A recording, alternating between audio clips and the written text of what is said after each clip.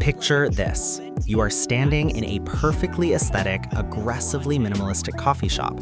You order a standard drip black coffee, $4. The barista turns around, grabs a paper cup, and presses a single plastic lever on a giant metal urn. Brown liquid dispenses. They put a lid on it, they hand it to you. That is the entire transaction. Simple, beautiful, frictionless. Until it happens. They grab the glowing white tablet on the counter. With a flick of the wrist, they execute the move we all deeply dread, the iPad spin. And suddenly, you are trapped in a high-stakes psychological hostage situation. Staring back at you are three gigantic, terrifying numbers: 20%, 25%, 30%. The barista takes a sudden, intense interest in wiping down the espresso machine. They absolutely will not look at you, but you both know exactly what is happening. The invisible clock is ticking. You start sweating. Do you hit 20% for a liquid you basically could have poured yourself? Or do you commit the ultimate modern social sin? Do you break eye contact, violently mash your finger against the microscopic, practically invisible custom tip button, manually type in a 0, and risk them decaffeinating your drink out of spite? If this very specific scenario spikes your blood pressure, take a deep breath. You are not alone. Welcome to the era of tipflation. We are living in a society where the checkout screen has mutated from a polite post-dinner ritual into an aggressive toll booth for daily existence. Officially, 72% of Americans report being asked to tip in way more places than they did just 5 years ago. And honestly, it feels completely out of control. We are getting prompted to tip at bakeries where they just hand you a muffin in a bag. We are getting prompted at retail clothing stores. We are tipping landlords. We are tipping auto mechanics. I literally bought a bottle of overpriced water at an airport self-checkout kiosk last week. A machine, a cold, unfeeling robot that requires zero healthcare, and it still had the audacity to flash a 20% tip option in my face. Who exactly am I tipping? The software developer? The abstract concept of electricity? Myself for successfully scanning a barcode without asking for an attendant? It is deeply, profoundly exhausting. You already paid for the item. The price is literally printed on the tag right in front of your face. Yet right at the finish line, the rules change. We have turned paying for a basic turkey sandwich into an emotional purity test. The guilt trip is baked directly into the transaction, and consumers are absolutely furious. We are completely burnt out on the constant panhandling from glowing rectangles. When you look at this mess, the obvious, rational, perfectly sane solution seems to be staring us right in the face. Just abolish the tipping system entirely. Pay service workers a standard, reliable living wage. Bake the cost of labor into the price of the food. Make the price on the menu the actual final price you pay at the register, just like they do in literally every other civilized country on Earth. Problem solved, right? We can finally smash the iPad of guilt and move on with our lives. But here is the wild part. You are wrong. What if I told you that eliminating the tip screen tomorrow would actually be the absolute worst thing that could possibly happen to your local economy? I am completely serious. If we magically banned the tip screen right now, your favorite neighborhood restaurant would violently bankrupt itself within 6 months. There would be a massive, catastrophic exodus of service workers fleeing the hospitality industry, and that absolutely mediocre $15 cheeseburger you love ordering on a Friday night would instantly skyrocket to $35. You see, the real villain behind tipflation is not the 19-year-old barista aggressively spinning the tablet in your face. And incredibly, the villain isn't even the supposedly greedy restaurant owner trying to pinch pennies on payroll. We are experiencing a massive, silent shift in the American economy, a systemic transfer of wealth where corporate entities have successfully figured out how to legally shift their entire payroll burden directly onto your psychological guilt. They have weaponized your social anxiety to subsidize a fundamentally broken economic model. It is pure genius, and it is entirely legal. But to understand exactly who engineered this trap and why the people who benefit most from this system are the ones you would least expect, we have to look closely at the twisted anatomy of the American tip. To understand this trap, we have to look at a very specific, frankly absurd number: $2.13. That is the federal tipped minimum wage in the United States. It was set back in 1991. Think about that.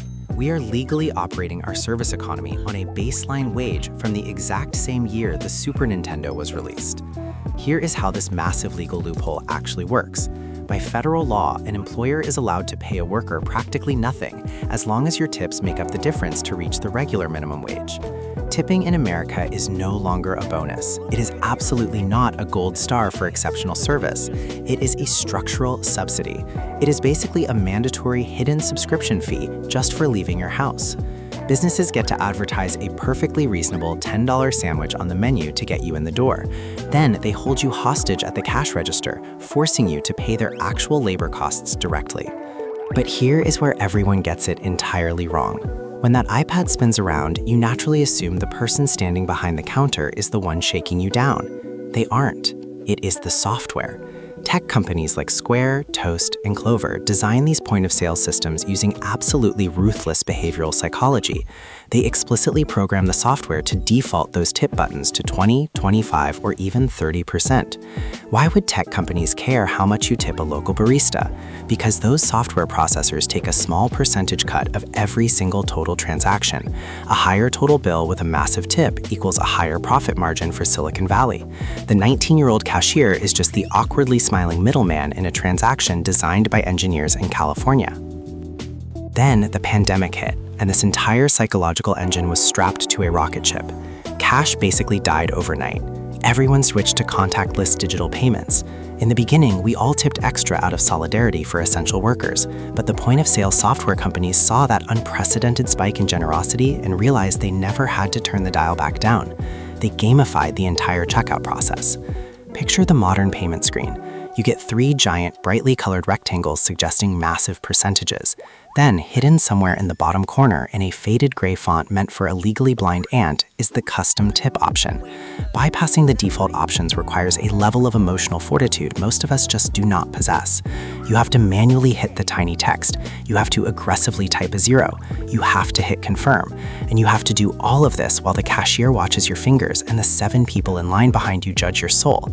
It is weaponized user interface design. You aren't tipping for service. You are paying a 20% ransom to make your social anxiety go away. Once that psychological dam broke, tipflation flooded everywhere. It crept right out of the restaurant industry and into completely unhinged places. People are actively getting prompted to tip their auto mechanics, plumbers, retail clerks selling t-shirts. You can go into a convenience store, grab a plastic bottle of water out of a fridge, walk up to a totally unmanned self-checkout kiosk, where the only other living thing in the room is a security camera, and the machine will still aggressively ask you for 20%. Think about the modern self-serve frozen yogurt shop. You pulled the metal lever, you dispensed the strange vanilla sludge, you crushed up your own Oreos, you wiped down the counter. You are the employee. You basically work there now, and the iPad still spins around begging for a tip. At this point, you are probably ready to burn the whole system to the ground. Abolish the tip screen entirely. Mandate a living wage for every service worker in the country. Let businesses pay their own employees like they do in literally every other normal industry. Here is where the story completely flips on its head. The people fighting the hardest to keep this emotionally exhausting tipping system alive are not the greedy corporate bosses. They are the workers themselves. Because if you actually crunch the numbers, the reality of the service industry is shocking. A highly skilled bartender working a packed Saturday night in a major city is not making a meager minimum wage. With a 20% tip average, they are pulling in $40, $50, sometimes $80 an hour. Tipping is not charity. It is a high-stakes, highly lucrative commission-based sales job disguised as hospitality. These workers have completely optimized their lives around this cash flow. They have rent, they have mortgages. If you suddenly swoop in with a righteous crusade to fix the system and mandate a flat $20 hourly wage, you are quite literally slashing that bartender's income in half overnight. They absolutely do not want your living wage. They want your tips. So we are completely gridlocked. Customers feel financially blood dry and emotionally blackmailed by a glowing tablet, while millions of workers rely on that exact same tablet to survive a crushing cost of living crisis. The obvious, universally suggested fix is to just do what Europe does. Bake the real cost of labor into the menu price, throw the iPod into the ocean, and pay everyone fairly. Simple, right? Well, one of the most legendary, highly respected restaurant owners in America decided to try exactly that. He abolished tipping across his entire empire to fix the broken system, and what happened next was an absolute, unmitigated economic disaster. Enter Danny Meyer. He is a titan of the American restaurant industry. He is the guy who founded Shake Shack and runs some of the most prestigious dining empires in New York City. Back in 2015, Meyer looked at the tipping system, saw how inherently toxic and volatile it was becoming, and he pulled the plug. Across his restaurants, he introduced a radical policy called hospitality included. No tips, none, zero. You pay the exact price listed on the menu, and the staff gets a highly competitive, guaranteed living wage with full benefits. It was the ultimate, highly publicized test of the European model on American soil, and it spectacularly imploded. Here is exactly why. To pay that guaranteed living wage, Meyer couldn't just print money in the basement. He had to raise his menu prices by roughly 20% to cover the massive new labor costs. And that is exactly where human psychology ruins everything. Imagine you are craving a burger. You walk in, look up at the menu board, and see that a basic cheeseburger is suddenly $22. Your brain immediately short-circuits. You experience massive visceral sticker shock. You think, $22 for a piece of meat and some bread? That is a complete scam. I'm going to the place next door where it only costs $18. But here's the ultimate punchline. At that restaurant next door, you buy the $18 burger. Tax gets added, the glowing white iPod of guilt gets spun around, you panic, smash that 20% tip button to avoid looking like a cheapskate, and your final total comes out to exactly $22. Math is math. The actual money leaving your bank account is identical in both scenarios. But psychologically, the transparent $22 burger feels like an absolute robbery, while the $18 burger with a mandatory $4 guilt trip feels like a solid bargain. We are essentially doing terrible mental gymnastics to lie to ourselves. Meyer's customers hated the higher menu prices. They felt ripped off. Foot traffic began to drop. But the real death blow came from inside the house, the elite servers. The absolute rock stars of the dining room who were pulling in serious six-figure cash on busy Friday nights through tips suddenly found their income hard capped. Sure, a steady, predictable $25 an hour sounds brilliant on a dead Tuesday afternoon when nobody is in the restaurant. But on a packed Saturday night where they used to easily clear $60 an hour, they were bleeding money. They took a massive pay cut for the sake of fairness. So they did exactly what any rational human being would do. They quit. They walked right out the door, crossed the street, and immediately got jobs at rival restaurants that still allowed tipping. It caused a massive brain drain of the city's best hospitality talent. It is a textbook prisoner's dilemma. You absolutely cannot be the only restaurant in town playing by European rules while every single competitor is still playing by American rules. If you bake the true cost of labor into your menu, your food looks wildly expensive. You lose your loyal customers, and your absolute best staff leaves to go chase tips somewhere else.